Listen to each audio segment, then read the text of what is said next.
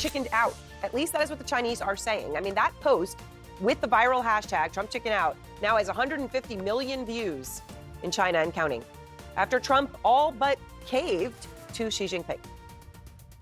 We are going to have a fair deal with China. It's going to be fair. Are you talking to them actively now? Actively. Everything's active. Mr. President, has there been any direct contact between the U.S. and China trade at all? Yeah, of course. Yeah. And every day. Think of it. We're losing almost $2 trillion on trade. And those days are gone. We're not going to do that again. We're not going to let that happen. We're being ripped off by almost, I don't say every, but very close to every country, everywhere in the world, just being ripped off left and right. You had no leadership. You had people that didn't know what they were doing. And we're going to turn the country around. You know, we have a very nice phrase, make America great again. That's what we're going to do. And it's going to start with trade. We're doing really well. I see the stock market was up nicely, but this is a transition period. Trump chickened out. Now, I know what you're thinking. That's not the kind of language I use on this program. That's the kind of language that I and I hope you have come to regard as beneath the dignity of this hour of television, mostly because I studiously avoid cliche, and chickened out is like a wicked, lazy cliche, really cliche phrasing. It's the kind of thing you can expect from the lowbrows of social media world, where Elon Musk, who makes the mistake of thinking he's actually quite funny, often uses even uglier language. But Trump chickened out is actually big news today. Big news in China, where the hashtag Trump chickened out was trending on Chinese social media. Chickened out is language beneath the dignity of the Wall Street Journal editorial board, of course. So tonight, instead of saying chickened out, they wrote this. Another harsh reality is that China called Mr. Trump's bluff and seems to have won this round. Beijing has also warned countries not to do trade deals with the United States that exclude China or else. With even U.S. allies facing Mr. Trump's tariff assault, Beijing's threat has resonated in a way that it never previously did. U.S. diplomatic sway is ebbing. The question going forward is whether Mr. Trump is internalizing these economic and political lessons or merely pausing to fight his trade war another day. We doubt even Mr. Trump knows the answer, since so much of his decision-making is ad hoc. And so there's the Wall Street Journal saying, Donald Trump doesn't know what he's doing. 145% is very high, and it won't be that high. It's not going to be that high. It got up to that. We were talking about fentanyl, where, you know, various elements built it up to 145. No, it won't be anywhere near that high. It'll come down substantially, but it won't be zero. It used to be zero. We were just destroyed. China was taking us for a ride, and just not going to happen. It's not going to happen. Trump chickened out is trending with over 150 million views on Chinese social media right now. Trump's sudden retreat on his 145% tariff threat against China has turned him into a literal laughingstock across the Pacific. Viral content mocking American workers and turning Trump into a comic book villain who's surrendering without getting anything in return. The question is, did Trump really back down, or is there more to this story that explains this international embarrassment? When global powers clash, Canada stands at the crossroads, and the ripple effects reach us all. Canada Connect is your strategic map to the global power shifts and economic undercurrents shaping our future in ways that impact real people. Your support means everything. Whether you're here for the deeper context, the overlooked details, or just to understand how all of this truly affects you, thank you for being part of this growing community. Now let's unpack how a single viral moment turned Trump into a global punchline, and why China's online mockery might signal something far more serious underneath. Chinese social media exploded with memes mocking Trump's sudden pullback on tariffs. The hashtag Trump chickened out hit 150 million views on Weibo, China's version of Twitter. Users compared Trump to a comic book villain who talks big but crumbles under pressure. One viral clip showed Trump as a cartoon character waving a white flag at Chinese workers. Another video sarcastically thanked him for boosting China's economy by starting the trade war in the first place. These weren't just jokes. They were a direct challenge to Trump's tough guy image. The memes hammered one point home. Trump folds when pressured. A popular post contrasted images of American workers sitting idle with Chinese laborers in factories, implying the US can't compete. Another showed Trump in clown makeup, tossing tariffs like confetti while the world watches in disbelief. State media outlets reposted the most biting ones, turning the mockery into official messaging. Experts say this was digital activism mixed with national pride, China flexing online while Trump stumbled in real negotiations. What made the memes hit harder was timing. Just weeks earlier, Trump had threatened 145% tariffs on Chinese electric vehicles, calling it a defense of American jobs. Then, without warning, he hinted at reducing them. Chinese netizens jumped on the flip-flop, calling it proof he had no real strategy. One widely shared comment read, "First he threatens us, then he begs us to talk." Which is it? The memes didn't just ridicule Trump, they framed the entire US approach as chaotic. State media fueled the fire. A broadcast clip mocked Trump's negotiation style, splicing his tariff threats with footage of Chinese factory lines humming along uninterrupted. The message was clear. His policies didn't hurt China. They exposed US instability. Meanwhile, users flooded forums with edits of Trump as a WWE wrestler tapping out mid-match. The visuals stuck because they matched a growing belief China outlasted Trump's bluster without giving an inch.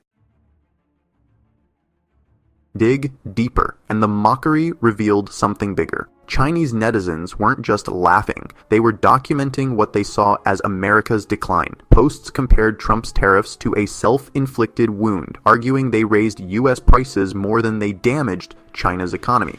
One analytic thread with thousands of replies broke down how China's export numbers kept climbing despite the trade war. The memes became evidence in a public argument. Trump's tactics backfired. But why did this resonate so hard in China? Because it flipped the script. For years, US politicians framed China as the unreliable trade partner. Now the memes painted Trump as the unpredictable one, a leader who couldn't stick to his own threats. The climax came when a parody song titled "Tariff Chicken" went viral, auto-tuning Trump's speeches into a confession of defeat. Even official accounts shared it, blurring the line between grassroots humor and state propaganda. The takeaway wasn't subtle. China's internet rallied around the idea that Trump blinked first, and they had the memes to prove it. Every joke carried the same punchline. The US couldn't keep up.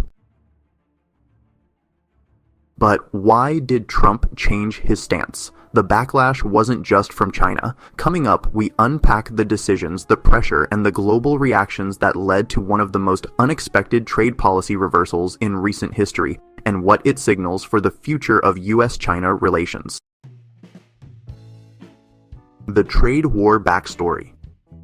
Trump's tariff flip-flop. Trump started the trade war hitting China with a 145% tariff threat, promising he would win the confrontation. That hardline stance lasted right up until it didn't. Within weeks, he suddenly hinted at rolling those tariffs back, leaving markets scrambling and allies confused. The reversal wasn't quiet. Retail CEOs blasted warnings about empty shelves and spiking prices. The stock market tanked, turning the tariff fight into an instant economic headache. The whiplash was so severe, even Trump's own team sent mixed signals, one day defending the tariffs, the next floating exemptions. The Wall Street Journal called it flat out, "China won this round." Not because they conceded anything, but because Trump's lack of a plan became impossible to ignore. His tariff policy wasn't some grand strategy, it was improv. Retailers warned of holiday season shortages, auto dealers predicted price hikes.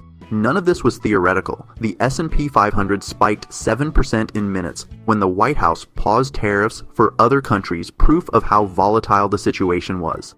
Every sector, from agriculture to tech, braced for damage. What forced Trump's hand wasn't just China's defiance, domestic pressure exploded. Farmers trapped in the crosshairs of Chinese retaliatory tariffs flooded town halls complaining about lost soybean markets.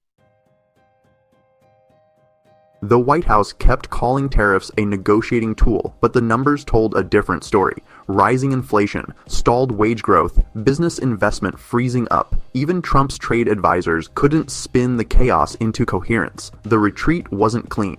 No grand deal, no concessions from Beijing, just a quiet walkback buried in offhand comments. China didn't blink. They watched as Trump's tariffs backfired, turning from a weapon against them into a self-inflicted wound. The market reaction alone exposed the flaw. If tariffs were so genius, why did investors panic every time they got announced? Why did CEOs from Walmart to Ford beg for exemptions? Trump framed it as playing hardball, but the execution was pure disarray. No phase-out plan, no clarity on which industries would get crushed. China's state media hammered this exact point. They didn't just mock Trump's inconsistency, they weaponized it. Every flip-flop got amplified as proof the US couldn't sustain pressure. The memes weren't random jokes. They mirrored real policy whiplash. One day Trump threatened to decouple from China, the next, he mumbled about negotiating in good faith. Meanwhile, China's export numbers kept climbing. Their factories adapted. Their trade surpluses held steady. The tariffs barely dented them while sending shockwaves through US supply chains. The takeaway was brutal. Trump's retreat wasn't strategy, it was damage control. The tariffs hurt the wrong people at the wrong time, with zero long-term game plan. Even the paused tariffs left scars. Farmers lost permanent market share. Companies accelerated plans to shift production out of China, but not back to America, to Vietnam, to Mexico. The economic fallout wasn't contained to Trump's term either. It set patterns that outlasted him, from reshuffled supply chains to entrenched inflation. But the real story was how China responded, not with panic, not with concessions, just cold, patient leverage. They knew Trump's tariffs were a bluff waiting to fold. The real power move was in what China didn't do. No emergency summits, no desperate deal-making, just a slow, steady tightening of pressure. Restricted minerals, frozen film imports, delayed jet orders. Each move sent the same signal. China could wait longer than Trump could, and they were right. Trump's reversals didn't come from strength. They came from collapsing soy prices, screaming CEOs, tanking polls. China just had to stand still while Trump ran into walls of his own making. By the time Trump hinted at backing down, the damage was done. China hadn't conceded a thing, but the US had taken real economic hits. The memes mocking Trump weren't just jokes, they were the exclamation point on China's win. State media amplified them because they fit the narrative. America's leader was volatile, unreliable, a paper tiger. The tariffs, meant to pressure China, ended up exposing US fragility. China's playbook was simple: let Trump be Trump. His inconsistencies did more to undermine US credibility than any propaganda campaign could. Every mixed signal, every backtrack, just reinforced the image of a superpower that couldn't execute its own plans. When China finally did negotiate, it was from a position of strength, their economy stable, their leverage intact. Trump's chaos had burned itself out. What's left now is the fallout. The tariffs didn't bring jobs back to America. They didn't win the trade war. They did reshuffle supply chains, just not the way Trump wanted. Companies fled China, but they went to Vietnam, to Mexico, not to Ohio. Inflation got baked in. Farmers lost markets permanently. In China, they proved something brutal. Against an impulsive opponent, sometimes the best move is no move at all. Trump's trade war blunders turned him into China's favorite punching bag, but the joke has serious consequences. The Wall Street Journal confirmed China won this round by staying calm while Trump's tariffs backfired. Those viral memes weren't just entertainment, they exposed a real power shift. China didn't bend. They waited, retaliated strategically, and watched Trump's own chaos undermine him. Now, American farmers, manufacturers, and consumers are left holding the bill. The question is, will Washington learn from this humiliation or double down on failed tactics? Tell us what you think in the comments. Hit subscribe for more on how global power plays unfold.